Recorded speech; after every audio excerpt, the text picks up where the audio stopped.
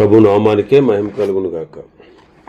కూడి వచ్చిన మీ అందరికీ కర్మిల ఆత్మీయ సహవాస సంఘ విశ్వాసులందరికీ మన ప్రభువును ఆయన ప్రియ కుమారుడునైన యేసుక్రీస్తు వారి శ్రేష్టమైన నామలో శుభములు మరియు అందరికీ వందనాలు. యెహెజ్కేలు గ్రంథం 12వ అధ్యాయాన్ని మనం ధ్యానం చేసుకుంటున్నాం. యెహెజ్కేలు గ్రంథం 12వ అధ్యాయం. ఈ యెహెజ్కేలు గ్రంథం 12వ అధ్యాయం నుండి 19 అధ్యాయాల వరకు ఎక్కువగా సూచనలు, ప్రసంగాలు, సామెతలు పొందుపరచబడ్డాయి. 12వ అధ్యాయం నుండి 19వ అధ్యాయం వరకు ఎక్కువగా సూచనలు, ప్రసంగాలు, సామెతలు పొందుపరచబడ్డాయి. ఈ 12వ అధ్యాయం మొదటి నుంచి మనం చూస్తే వెంటనే రానయున్న గడ్డు కాలానికి 2 సూచనలు ఇక్కడ మనం చూస్తాం. 2 సూచనలు. అందులో భాగంగానే మనం గత దినం వరకు 16 వచనాలు మనం ధ్యానం చేసుకున్నాం. 17, 18 వచనాలు మనం చూస్తే, మరియు యెహోవా వాక్కు నాకు ప్రత్యక్షమై ఇలాగు సెలవిచ్చెను, నరపుత్రుడా, వణుకుచునే ఆహారము తిని తల్లడింపును చింతయు కలిగి నీళ్లు త్రాగి దేశములోని జనులకు ఇలాగు ప్రకటించుము, యెరూషలేము నివాసులను గూర్చియు ఇశ్రాయేలు దేశమును గూర్చియు ప్రభువైన యెహోవా సెలవిచ్చినదేమనగా, దానిలోనున్న కాపురస్తులందరూ చేసిన బలాత్కారమును బట్టి దానిలోని సమస్తమును పాడైపోవును గనుక చింతతో వారు ఆహారము తిందురు, భయభ్రాంతితో నీళ్లు త్రాగుదురు. నేనే యెహోవానై ఉన్నానని మీరు తెలుసుకున్నట్లు కాపుర పట్టణములు నిర్జనములుగా ఉండును, దేశమును పాడగును. యెహోవా వాక్కు మరొకసారి యెహెజ్కేలుకు ప్రత్యక్షమయ్యారు. నరపుత్రుడా, వణుకుచునే ఆహారం తిను, తల్లడింపు చింత కలిగి నీళ్లు త్రాగి దేశములో జనులకు ఎలాగూ ప్రకటించు. అంటే ఆహారము, నీళ్లు ఇక దొరకవేమో అన్న భయంతో భుజించాలన్నమాట. ఆహారము, నీళ్లు ఇంకా దొరకవేమో, అందుకే వణుకుచునే ఆహారం తిని తల్లడింపు చింత కలిగి నీళ్లు త్రాగుము అంటుంది. ఇప్పటికే బబులోన్లో ఉన్న యూదులు గొణుగుతూ సణుగుతూ, యెరూషలేములో ఉన్నటువంటి యూదులు చాలా సంతోషంగా ఉన్నారు, వాళ్ళు చక్కగా సురక్షితంగా ఉన్నారు అనుకుంటున్నారు. 2 సార్లు అప్పటికి చెరలోకి వెళ్ళారు. ఆ చెరలోకి వెళ్ళిన యూదులు సణుగుతూ గొణుగుతూ, యెరూషలేములో ఉన్నటువంటి యూదులు సంతోషంగా ఉన్నారు, సురక్షితంగా ఉన్నారు, క్షేమంగా ఉన్నారు అనుకుంటున్నారు. కాబట్టి వారితో యెహెజ్కేలు ఈ మాటలు చెప్పాలి. అందుకే దానిలో ఉన్న కాపురస్తులందరూ 19వ వచనంలో, దానిలోనున్న కాపురస్తులందరూ చేసిన బలాత్కారమును బట్టి దానిలోని సమస్తమును పాడైపోవును కనుక చింతతో వారు ఆహారం తింటారు, భయభ్రాంతితో నీళ్లు త్రాగుతారు. యెరూషలేము యొక్క కోట ముట్టడి వేయబడినప్పుడు, యాక్చువల్గా ఏ దేశమైనా ముట్టడి వేయబడినప్పుడు ఆహారం కొరత వస్తుంది, నీటి కొరత ఏర్పడుతుంది. కాబట్టి వాళ్ళు చింతతో ఆహారం తింటారు, భయభ్రాంతితో నీళ్లు త్రాగుతారు. ఇంకా ఏంటంటే, అలా ఆహారం కొరత, నీటి కొరత వస్తే బలవంతులు బలహీనుల మీద దౌర్జన్యం చేస్తారు, బలాత్కారానికి దిగుతారు.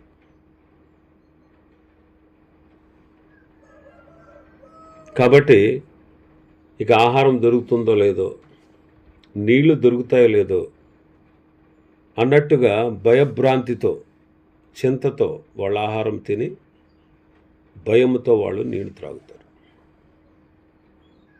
నేనే యెహోవానై ఉన్నానని మీరు తెలుసుకున్నట్లు కాపుర పట్టణాలన్నీ కూడా నిర్జనంగా ఉంటాయి, దేశమంతా పాడైపోద్ది అని ప్రభు వారితో చెప్తున్నాడు. యెరూషలేము మాత్రమే కాదు, యోధా దేశంలో ఉన్నటువంటి ఇతర పట్టణాలు కూడా కల్దీయుల చేత నాశనం చేయబడతాయి, అవి నిర్జనములవుతాయి, బేటలు వారుతాయి, నిస్సత్తువైనటువంటి భూమిగా మారిపోతాయి అని చెప్తున్నారు. ఈ పరిణామాలు అన్నీ కూడా యోధా దేశంలో జరుగుతున్నాయి అని ఆ విషయం యెహెజ్కేలు చెప్పినప్పుడు, బబులోనులో ఉన్నటువంటి యూదులు నిజమే, దేవుడు చెప్పినట్టుగానే జరుగుతుంది, ప్రవక్తలు చెప్పినట్టుగానే జరుగుతుంది అని వాళ్ళ అబద్ధ ప్రవక్తల మాటలు నమ్ముట మాని నిజమైన ప్రవక్తలైనటువంటి వారు చెప్పినటువంటి సందేశాన్ని వారు గుర్తించి, నిజమే, యెహోవా దేవుడు చెప్పింది నిజమే అని, అయ్యబాబా ఆయన నిజమైన దేవుడు, ఆయన చెప్పినట్టుగా మనం చేయలేకపోయామని వారు దేవుని గురించి తెలుసుకుంటారు.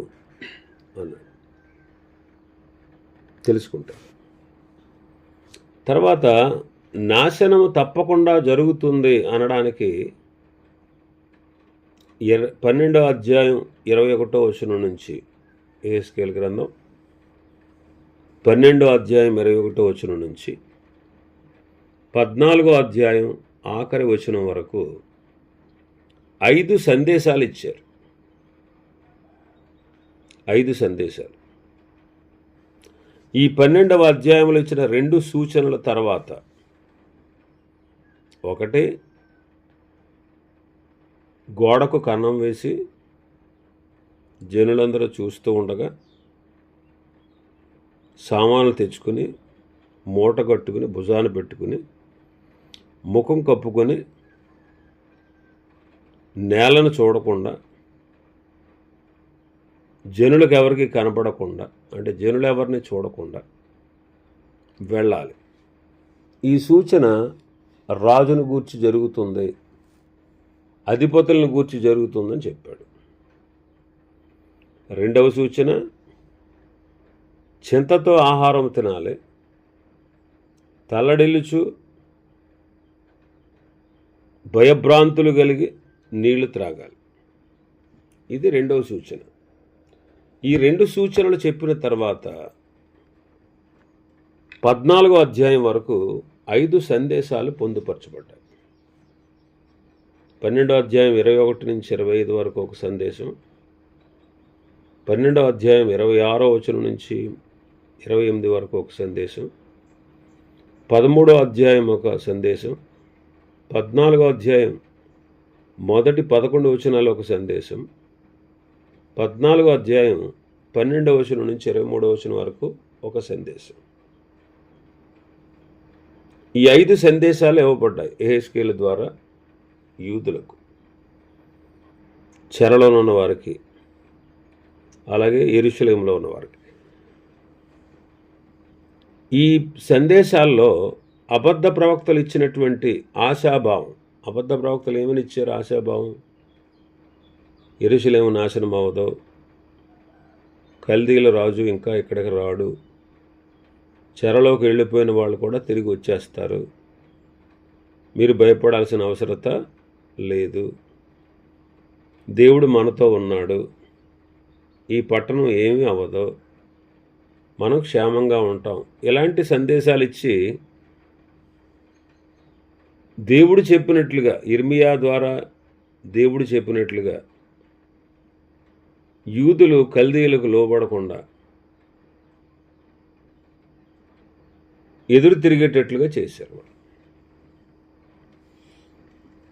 వాళ్ళు అటువంటి ఆశాభావాన్ని ఇచ్చారు. వాటన్నిటినీ నిర్వీర్యం చేస్తూ తప్పకుండా తీర్పు జరుగుతుంది అనే విషయం చెప్పబడింది. మొదటి సందేశం 21 నుంచి 25 వరకు. మరియు యెహోవా వాక్కు నాకు ప్రత్యక్షమేలాగు సెలవిచ్చాను, నరపుత్రుడా, దినములు జరిగిపోవుచున్నవి, ప్రతి దర్శనము నిరర్ధకమగుచున్నది అని ఇశ్రాయేలు దేశంలో మీరు చెప్పుకున్న సామెత ఏమిటి? కావున నీవు వారికి ఈ మాట తెలియజేయము. ప్రభువుకి యెహోవా సెలవిచ్చినదేమనగా, ఇక మీదట ఇశ్రాయేలీయులలో ఎవరును ఈ సామెత పలకకుండా నేను దానిని నిరర్ధకము చేసేదను.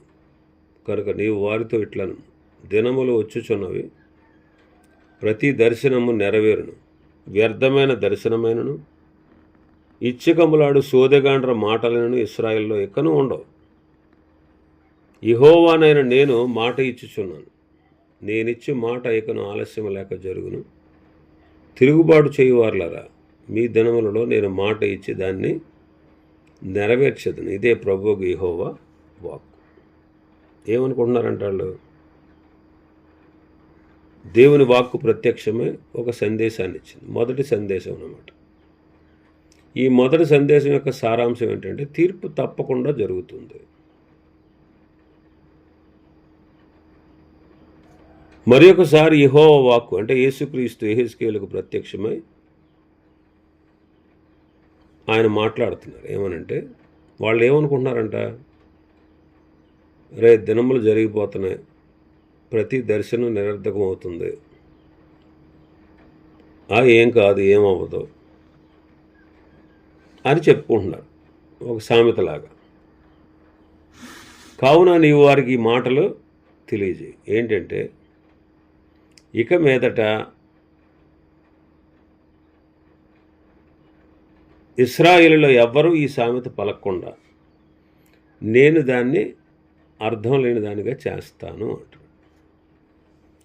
ప్రతి దర్శనం నిరర్ధకం, దాన్ని దేవుడు ప్రశ్నిస్తున్నాడు. అంటే వాళ్ళు సామెతగా చెప్పుకుంటున్నారు. ఇర్మియా, యెహెజ్కేలులు యెరూషలేము పతనాన్ని గూర్చి పలికిన ప్రవచనాలు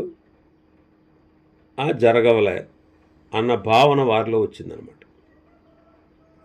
యెరూషలేము ఇంకా నాశనం కాలేదు కదా, ఇంకా వస్తుందేంటి, రాదులే అన్న అభిప్రాయం వారిలో నాటుకుపోయింది. దాంతో వారు నిర్లక్ష్యంగా జీవిస్తూ ఇంకా పాపంలోనే మగ్గిపోతూ ఉన్నారు. దేవుని దీర్ఘశాంతాన్ని వాళ్ళు ఎగతాళి చేయడం మొదలెట్టారు. అబద్ధ ప్రవక్తలు చెప్పేటువంటి ఆశాజనక సందేశాలకే వాళ్ళు ఎక్కువ ప్రాధాన్యత ఇచ్చారు. కాబట్టి దేవుడు ఏమంటున్నారు ఇక్కడ, వారి సామెతను నిర్వీర్యం చేయబోతున్నాను. అబద్ధ ప్రవక్తలు చెప్పిన ప్రవచనాలు తప్పు అని తేల్చబోతున్నాను.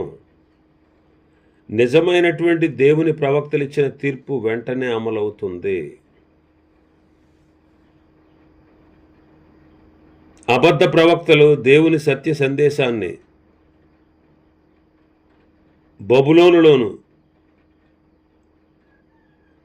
ఖండిస్తూ వచ్చారు. ఇర్మియా గ్రంథంలో చూస్తే,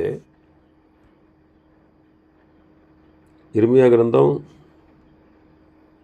28:1-4, యోధారాజు అయిన సిద్కియా ఏలుబడి ఆరంభమున 4వ సంవత్సరం 5వ నెలలో గిబియోను వాడును ప్రవక్తయును అజ్జూరు కుమారుడునైన హనన్య యాజకుల ఎదుటను ప్రజలందరి ఎదుటను యెహోవా మందిరంలో నాతో ఇలాగనను, ఇశ్రాయేలు దేవుడును సైన్యముల అధిపతికి యెహోవా ఇలాగ సెలవిచ్చుచున్నాడు, నేను బబులోను రాజు కాడిని విరిచి ఉన్నాను. 2 సంవత్సరములలోగా బబులోను రాజు అయిన నెబుకద్నెజరు ఈ స్థలంలో నుండి బబులోనుకు తీసుకుని పోయిన యెహోవా మందిర ఉపకరణాలన్నిటినీ ఇతనికి మరలా తెప్పించేది. బబులోను రాజు కాడిని విరగ్గొట్టి యెహోయాకీము కుమారుడును యోధారాజునని యెకొన్యాను బబులోనుకు జరగనిపోయిన యూదులనందరినీ ఈ స్థలమునకు తిరిగి రప్పించదును. ఇదే యెహోవా వాక్కు. ఇది వాళ్ళు చెప్పినటువంటి విషయం, అబద్ధ ప్రవక్తలు చెప్పినటువంటి విషయం. ఈ హనన్య అనేవాడు ఇలా మాట్లాడాడు.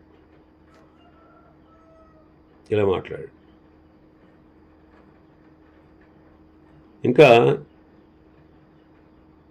29వ అధ్యాయం ఇర్మీయా గ్రంథం 8-9 వచనాలు చూస్తే, ఇశ్రాయేలు దేవుడును సైన్యముల అధిపతికి యెహోవా ఇలాగ సెలవిచ్చున్నాడు, మీ మధ్యనున్న ప్రవక్తల చేతనైనను మంత్రజ్ఞుల చేతనైనను మీరు మోసపోకుడి, మీలో కలలు కని వారి మాటలు వినకుడి.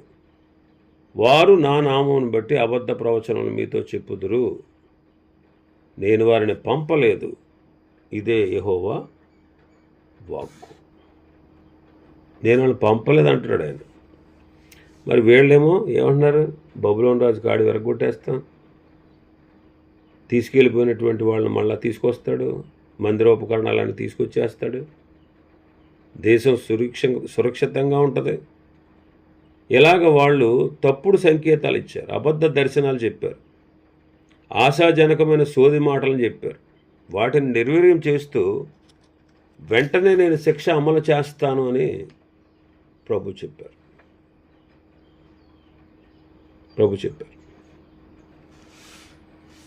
ఇది మొదటి సందేశం. ఈ రోజుల్లో కూడా చూడండి, మనం కూడా మన సొంత అభిప్రాయాలకి ఎక్కువ ప్రాధాన్యత ఇస్తాం, కానీ దేవుని చిత్తానికి ప్రాధాన్యత ఇవ్వం.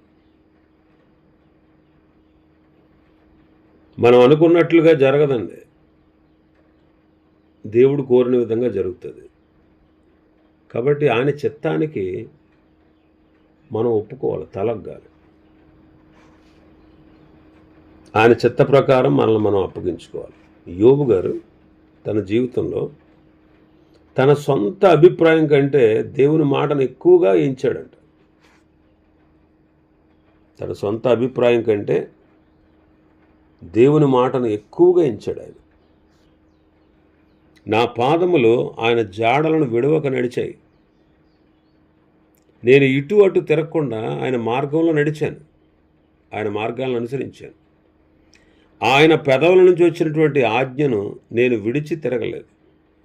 ఆయన నోటి మాటల్ని నా సొంత అభిప్రాయం కంటే ఎక్కువగా ఎంచాను. కాబట్టి మనం ఆయన చిత్తానికి లోబడాలి. మనం ఎంతసేపు కూడా వాక్యానికి ప్రాధాన్యత ఇవ్వం, సత్యవాక్యానికి చెవినివ్వం. ఎంతసేపు కల్పనా కథలు, సంతోషాన్ని ఇచ్చేటువంటి మాటలు, ఆహ్లాదకరమైన మాటలు, భౌతిక సంబంధమైన అవసరాల అక్కరల కొరకు చెప్పే సందేశాలు మనం ఎక్కువగా ఉంటాం. దేవుని వాక్యము, సత్యవాక్యము, దానికి చెవినము. అది అవసరం లేదు మనకి. వాక్యం అవసరం లేదు ఈ రోజుల్లో జనాలకు, బోధ అవసరం లేదు, సత్యం వారికి అక్కర్లేదు. వాక్యానికి విధేయత ఎవరు? యోబు చూడండి, తన సొంత అభిప్రాయం కంటే కూడా ఆయన నోటి మాటను ఎక్కువగా ఎంచాడు. భక్తుడండి, మహాభక్తుడు. అంతగా ఆయన మహాభక్తుడు. ఆయన పెదవుల ఆజ్ఞను విడిచి తిరగలేదంట. ఈనాడు మన పరిస్థితి ఎలా ఉంది? దేవుని మాటను, దేవుని చిత్తాన్ని మనం ఎక్కువగా ఎంచుతున్నాము. ఆ విషయాన్ని మనం గ్రహించాలి. ఇంకా మనం చూస్తే 2వ సందేశం 26 నుంచి 28 వరకు. మరలా యెహోవా వాక్కు నాకు ప్రత్యక్షమై ఇలాగు సెలవిచ్చెను, నరపుత్రుడా, వీరికి కనబడిన దర్శనము నెరవేరుటకు బహుదినములు జరగవలనని, బహుకాలము జరిగిన తర్వాత కలుగుదానని వీడు ప్రవచించుచున్నాడని ఇశ్రాయేలీయులు చెప్పుకొనుచున్నారు కదా. ఇంకేం చెప్పుకున్నారంట? అరే వీడు మాట్లాడుతున్నాడు కదా, వీడేదో చెప్తున్నాడు జరుగుద్దని అని నమ్మకమైనటువంటి సేవకులైనటువంటి ఇర్మియా, యెహెజ్కేలు చెప్పినటువంటి ప్రవచనాలు, వాళ్ళకు కనబడిన దర్శనాల గురించి వారు మాట్లాడితే వాళ్ళు ఏమనుకుంటున్నారు? అరే ఈ దర్శనాలు నెరవేరడానికి చాలా కాలం జరగాలరా, చాలా కాలం జరిగిన తర్వాత కానీ ఈ ప్రవచనం నెరవేరదురా. ఆ తర్వాత ఎప్పుడో ఎన్నో సంవత్సరాలు మనం చచ్చిపోయిన తర్వాత ఎన్నో సంవత్సరాలకు జరిగే దాని గురించి వీడు ప్రవచిస్తున్నాడు అని ఇశ్రాయేలీయులు ఏం చేస్తున్నారు? చెప్పుకుంటున్నారు. అరే యెహెజ్కేలు చెప్పింది కానీ, ఇర్మియా చెప్పింది కానీ ఈ దర్శనం అప్పుడే నెరవేరదా, చాలా టైం పడుతుంది. కొన్ని సంవత్సరాల తర్వాత, చాలా సంవత్సరాల తర్వాత జరుగుద్ది. ఇప్పుడో జరిగేదాన్ని గూర్చి ఇప్పుడు ఈరోజు మాట్లాడుతున్నాడు. దాని గురించి మనం భయపడాల్సిన అవసరత లేదు అంట. అందుకే ప్రభు ఏమన్నారు? ఇక ఆలస్యం లేక నేను చెప్పిన మాటలన్నీ జరుగుతాయి. నేను చెప్పిన మాట తప్పకుండా జరుగుతుంది, ఇదే యెహోవా వాక్కు అంటుంది. వెంటనే అంటే నిశ్చయంగా జరుగుతాయని దేవుని వాక్కు రూఢిపరిచింది. వాళ్ళు వాడిన సామెత ఏంటంటే ఈ ప్రవచనాలు వెంటనే నెరవేరలేరా అని. యెహెజ్కేలు దేవుని ప్రవక్త అని నమ్మిన వారు కూడా ఆయన ప్రవచనాలు ఎప్పుడో జరుగుతాయి, భవిష్యత్తులో జరుగుతాయని భావించారు. ఎప్పుడో జరుగుతాయని, కానీ ఖచ్చితంగా జరగబోతుంది, ఆలస్యం ఉండదు అని ఇక్కడ చెప్తున్నారు. చూడండి, ఎప్పుడు ఈ రోజుల్లో కూడా ఆయన రాకడను కూర్చున్నటువంటి వాగ్దానం ఏమైంది అని అడిగి ప్రశ్నించే వాళ్ళు ఉన్నారన్నాడు పేతురు గారు. పేతురు 2వ పత్రిక 3వ అధ్యాయం 3వ వచనం నుంచి, అంత్యదినములలో అపహాసకులు అపహసించి వచ్చి తమ స్వకీయ దురాశల చొప్పున నడుచుకుంటూ ఆయన రాకడను కూర్చున్న వాగ్దానం ఏమాయను? మన పితరులు నిద్రించినది మొదలుకొని సమస్తము సృష్టి ఆరంభమును ఉన్నట్టే నిలిచి ఉన్నదే అని చెప్పుదురని మొదట మీరు తెలుసుకోండి. ఎలానగా పూర్వం నుంచి ఆకాశం ఉంది, నీళ్లలో నుండి నీళ్ల వలన సమకూర్చబడిన భూమి దేవుని వాక్యము వలన కలిగినని వారు బుద్ధిపూర్వకంగా మర్చిపోతారు. ఆ నీళ్ల వలన అప్పుడున్న లోకము నీటి వరదలో మునిగి నశించెను. అయితే ఇప్పుడున్న ఆకాశము భూమి భక్తిహీనుల తీర్పును నాశనము జరుగు దినం వరకు అగ్ని కొరకు నిల్వ చేయబడినదే. అదే వాక్యం వలన భద్రము చేయబడి ఉన్నది. ఒక సంగతి మర్చిపోకండి, ఎలా అనగా ప్రభు దృష్టికి ఒక దినం 1000 సంవత్సరాల వలె, 1000 సంవత్సరములు ఒక దినం వలె ఉన్నవి. కొందరు ఆలస్యమని ఎంచుకున్నట్లు ప్రభు తన వాగ్దానం గురించి ఆలస్యం చేయువాడు కాడు, కానీ ఎవడునూ నశింపవలనని నిశ్చయింపక అందరూ మారు మనసు పొందాలని కోరుచు మీ ఎడల దీర్ఘశాంతము గలవాడై ఉన్నాడు. ఎందుకు ఆలస్యం? మన ఎడల ఆయనకున్న దీర్ఘశాంతం. అందరూ ఏం చేయాలంట? ఎవడు నశించిపోకుండా అందరూ మారు మనసు పొందాలని కోరుచు మన ఎడల ఆయన దీర్ఘశాంతము కలిగిన వాడే ఉన్నాడు. కాబట్టి ఆయన ఆలస్యం చేసింది ఎందుకు? ఆలస్యం ఎందుకు? ఆయన చెప్పింది చేయడా? చేస్తాడు, ఎప్పుడో జరుగుద్దిలే ఆయన రాకడా అని చాలామంది ఎలా ఉన్నారు? నిర్లక్ష్యంగా ఉన్నారు. ఇంకా మారు మనసు పొందకుండా,